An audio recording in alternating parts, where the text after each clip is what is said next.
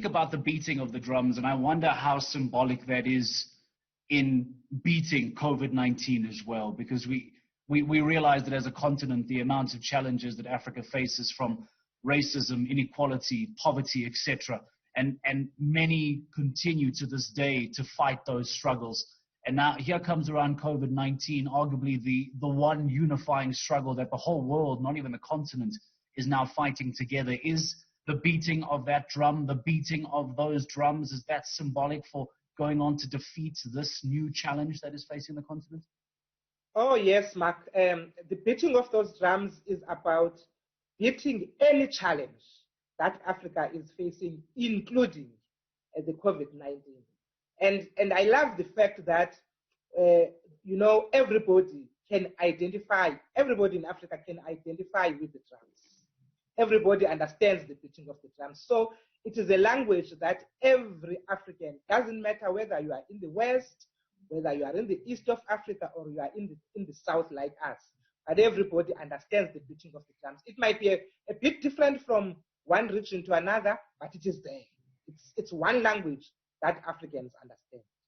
How do you foresee this playing out? You mentioned when South Africans continue to behave and acknowledge social distancing, wearing their face masks, etc. How will the very important Department of Sports, Arts and Culture return once all of this passes? I foresee a very busy department. We are going to be flat out.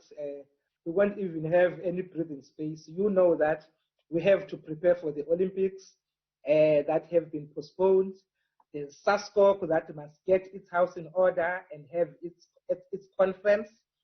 There is a lot of events that were pushed back that must go back once things go back to normal.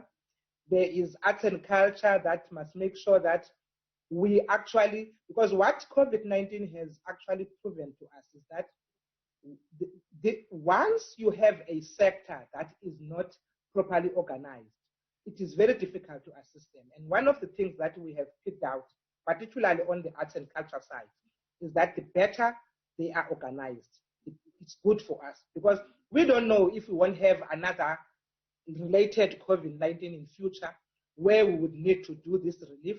So we need to learn from what has happened now and be able to improve how then we interact and we make sure that we have a better pulse on the stakeholders that we service.